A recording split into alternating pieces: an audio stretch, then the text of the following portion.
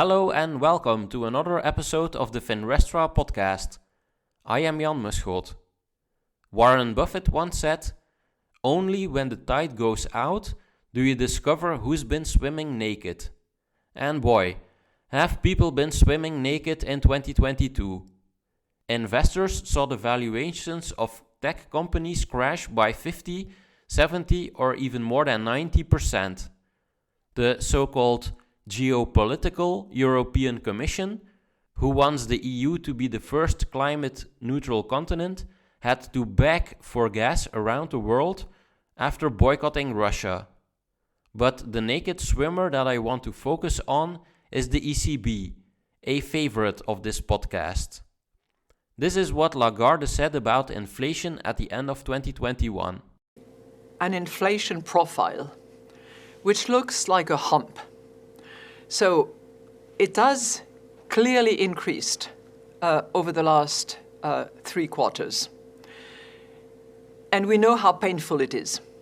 We know that, life is more expensive as a result, particularly for those people who have low income and who are more exposed to prices rising, particularly when, you fill up the tank.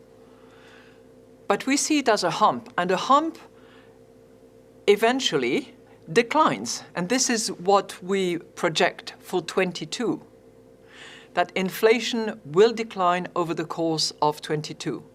So inflation was supposed to have been a hump, gradually coming down to the 2% target over the course of 22.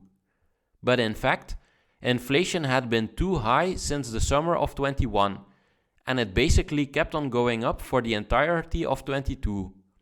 In December, inflation did drop a little bit, but it was still 9.2% according to Eurostat. The ECB's economists have been worried a lot about inflation expectations and wage price spirals. But what's been driving Europe's inflation for more than a year has been the cost of energy. It's not clear at all how the metrics that central banks usually look at are relevant for this kind of inflation. I did some research last year that showed that if you look at government deficits, the unemployment rate, or the central bank interest rate, these are basically irrelevant when it comes to predicting the inflation that we observed. What's mostly correlated to the current inflation is the amount of energy economies use relative to their size. In other words, energy intensity is what's driving inflation.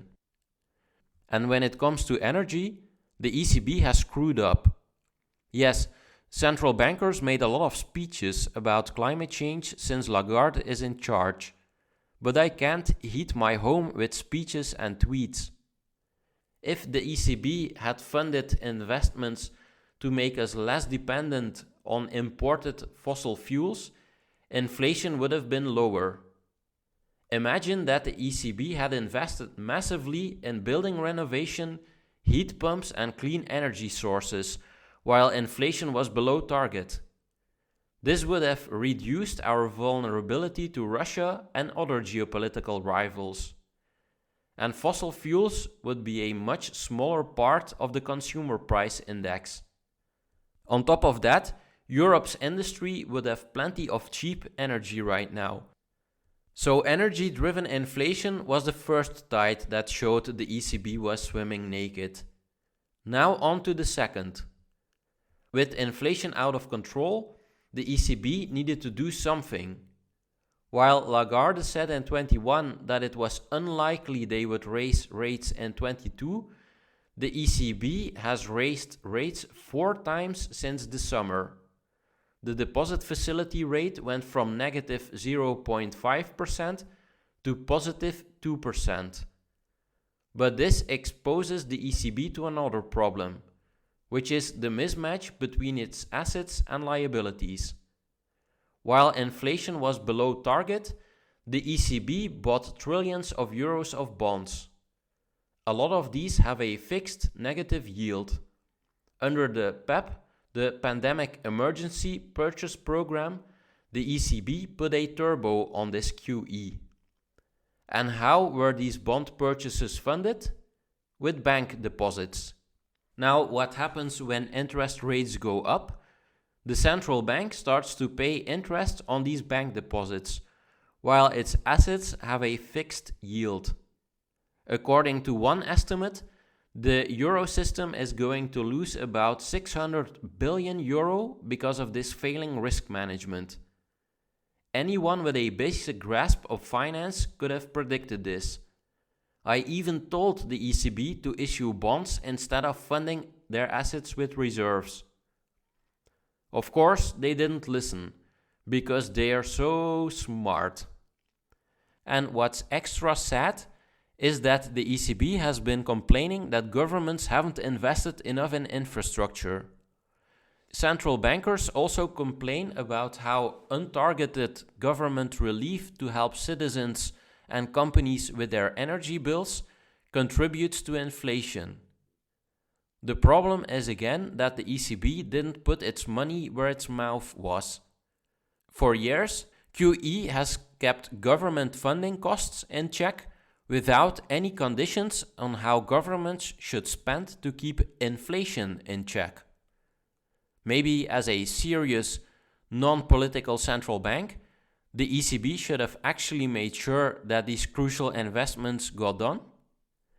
Instead, the ECB basically acted as a financial speculator, counting on low inflation and low interest rates forever.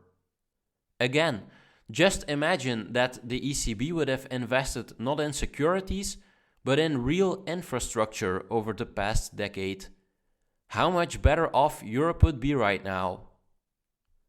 The final tide that went out in 2022 is that of Lagarde's leadership. Everybody knows that she's not an economist, so maybe we shouldn't blame her too much for failing to anticipate the inflation or the ECB's financial losses. But she was previously a minister in France and the head of the International Monetary Fund. So she must be a strong leader, right? For those of you who have been listening to the podcast for a while, you might remember what I wrote in my New Year's letter to Lagarde a year ago. I suggested that either she quit or she starts doing her job. Obviously, she's still the president, so she didn't quit. But as the president, she should have fired the people who've been feeding her false predictions for all of this time. At the end of 21, ECB staff projected that euro area inflation would be about 3% in 2022, and core inflation would be below 2%. I don't know if it's even possible for Lagarde to fire the most high-profile economists like Isabel Schnabel or Philip Lane, but you'd expect some heads to roll. But we didn't see any of that. What did happen was that ECB staff asked for higher wages to keep up with inflation. Irony really is dead. Now, before I go, I want to thank everybody who has supported this podcast and my YouTube channel.